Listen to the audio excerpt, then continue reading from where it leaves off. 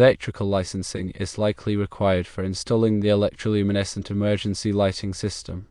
The National Electrical Code, or NEC, Article 700 covers emergency lighting systems mandating installation by qualified persons. Article 700 defines qualified persons as those licensed or certified for electrical work. In Connecticut, the Department of Consumer Protection, or DCP, regulates electrical licenses. The DCP requires an electrician with an EON or ETWO license to perform electrical work involving emergency lighting system installation. While the installation might seem simple, the lamp material acting as an electrical conductor adds complexity. This necessitates specialized knowledge to ensure correct and safe installation. Considering code requirements and system complexity, an EON or ETWO license is probably necessary for the emergency lighting system installation in Connecticut. While it may increase installation costs, it's vital to ensure proper and safe system installation meeting all safety standards. Let's delve deeper into the requirements and considerations. Firstly, the NEC Article 700 is a critical reference point. It establishes the standards for emergency systems covering power sources, transfer equipment, overcurrent protection, wiring methods, and illumination levels. Understanding these requirements is essential for ensuring compliance and safety. Secondly, the Connecticut Department of Consumer Protection's regulations are paramount. Their specific licensing requirements for electrical work must be adhered to. Contacting the DCP directly for clarification on the specific requirements for this type of installation is advisable. Thirdly, the unique aspect of the lamp material functioning as an electrical conductor is a key factor. This deviates from typical wiring scenarios and demands a thorough understanding of the material's electrical properties, including conductivity, insulation, and temperature ratings. Fourthly, consider the voltage and frequency of the system. The 210 volts alternating current at 600 Hz operation requires specialized knowledge of high-frequency electrical systems. This is not typical of standard 120 volts alternating current or 240 volts alternating current systems and could present unique safety challenges. Fifthly, the current limitation of 1.5 amps should be carefully considered in relation to the wiring and overcurrent protection. The 18 American wire gauge, or AUG, twisted pair wiring must be appropriately sized for the current and voltage drop. Overcurrent protection, such as fuses or circuit breakers, must be selected to protect the wiring and equipment from overload. Sixthly, the UL listing of the system components is important, but it doesn't negate the need for proper installation and adherence to code requirements. The UL listing indicates that the components meet certain safety standards, but the overall system performance and safety depend on correct installation practices. Seventhly, consider the battery backup system. Emergency lighting systems rely on battery backups to provide illumination during power outages. The battery system must be properly sized, installed, and maintained to ensure reliable operation. Regular testing of the battery system is also essential. Eighthly, documentation is crucial. Maintain detailed records of the system design, installation, testing, and maintenance. This documentation will be valuable for future inspections, troubleshooting, and modifications. Ninthly, consider the potential for electromagnetic interference, or EMI, from the 600 Hz operation. High-frequency electrical systems can generate EMI that could interfere with other electronic equipment. Shielding and filtering techniques may be necessary to mitigate EMI. Tenthly, training and certification are essential. Ensure that the individuals installing and maintaining the system have the necessary training and certifications to work with high-frequency electrical systems and emergency lighting systems. Consider consulting with a qualified electrical engineer or certified master electrician for guidance. They can provide valuable insights and ensure that the system is installed in compliance with all applicable codes and regulations. Additional points to consider include, firstly, the specific requirements of the local electrical inspector. Local inspectors may have additional requirements or interpretations of the code that must be followed. Secondly, the potential for future system modifications or expansions. Plan for future needs when designing and installing the system. Thirdly, the availability of replacement parts and components. Ensure that replacement parts are readily available to minimize downtime in the event of a failure. Fourthly, the environmental conditions in which the system will be operating. Consider temperature, humidity, and other environmental factors when selecting components and materials. Fifthly, the accessibility of the system for maintenance and repairs. Ensure that the system is easily accessible for routine maintenance and repairs. Sixthly, the potential for vandalism or tampering. Protect the system from vandalism or tampering by using tamper-resistant hardware and enclosures. Seventhly, the coordination with other building systems such as fire alarm systems and building management systems. Ensure that the emergency lighting system is properly integrated with other building systems. Eighthly, the energy efficiency of the system. Consider using energy-efficient lighting technologies to minimize energy consumption. Ninthly, the aesthetics of the system. Choose lighting fixtures and components that are aesthetically pleasing and complement the building's design. Tenthly, the long-term cost of ownership. Consider the initial cost, operating costs, and maintenance costs when evaluating different system options. Furthermore, let's examine some specific aspects of electroluminescent lighting. Firstly, electroluminescent, or L, lighting is a solid-state lighting technology that produces light by applying an electrical field to a phosphor material. Unlike traditional light bulbs, L lamps do not have a filament or gas. Secondly, L lamps are typically very thin and flexible, making them suitable for a variety of applications. They can be used for signage, backlighting, decorative lighting, and safety lighting. Thirdly, L lamps operate at relatively low voltages, typically between 60 volts alternating current and 240 volts alternating current. However, they require a high-frequency alternating current power source, typically between 400 Hz and 1000 Hz. Fourthly, L lamps are energy efficient compared to traditional incandescent lamps. However, they are not as efficient as light-emitting diode or LED lamps. Fifthly, L lamps have a relatively long lifespan, typically between 5,000 IOs and 20,000 IOs. However, their brightness decreases over time. Sixthly, L lamps are sensitive to moisture and temperature. They should be protected from exposure to these elements. Seventhly, L lamps can be customized to produce a variety of colors. The color of the light is determined by the type of phosphor material used. Eighthly, L lamps can be manufactured in a variety of shapes and sizes. They can be cut and shaped to fit specific applications. Ninthly, L lamps are often used in emergency lighting applications because they provide a uniform and diffuse light source.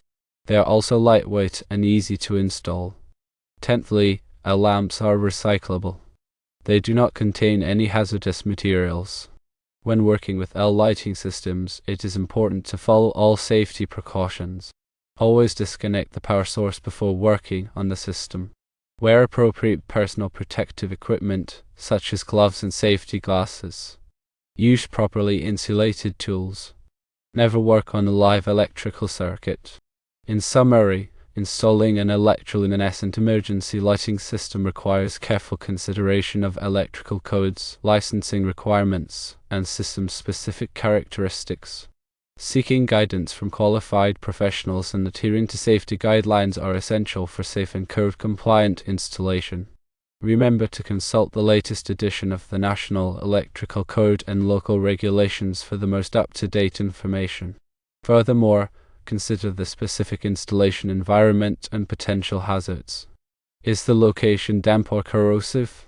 Will the system be exposed to extreme temperatures? These factors can influence the choice of materials and the installation methods. Also, be aware of any specific requirements for emergency lighting systems in your jurisdiction.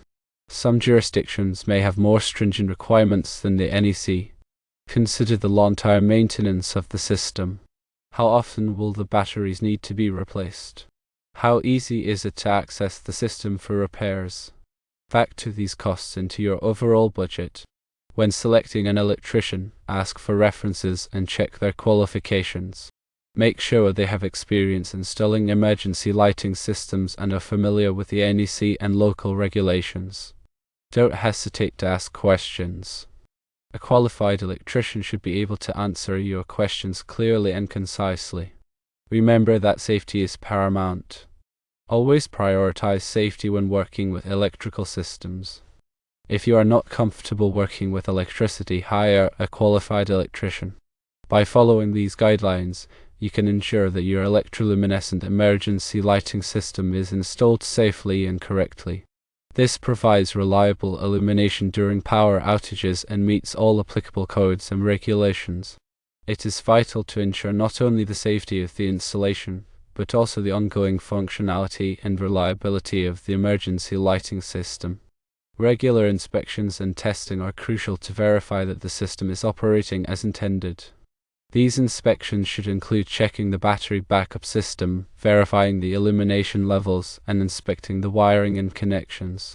Any deficiencies should be addressed promptly to prevent potential failures during an emergency. In addition to routine maintenance, it is important to keep accurate records of all inspections, tests, and repairs. These records can be helpful for troubleshooting problems and demonstrating compliance with code requirements. Consider implementing a preventative maintenance program to proactively address potential issues before they become major problems. This program could include periodic cleaning of the lighting fixtures, tightening of connections, and replacement of worn components. When making any changes or modifications to the system, be sure to consult with a qualified electrician and obtain any necessary permits. Improper modifications can compromise the safety and reliability of the system. Finally, remember that emergency lighting systems are designed to protect lives. By taking the time to install and maintain these systems properly, you can help ensure the safety of building occupants in the event of a power outage.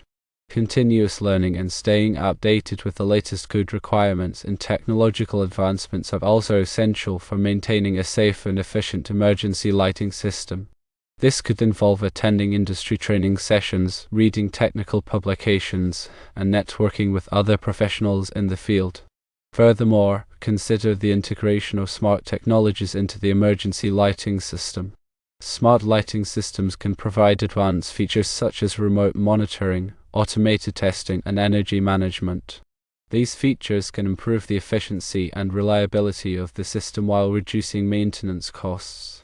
However, it is important to ensure that any smart technologies used in the system are compatible with the existing infrastructure and comply with all applicable codes and regulations. Another important aspect to consider is the impact of the emergency lighting system on the overall building design. The lighting fixtures should be aesthetically pleasing and complement the architectural style of the building.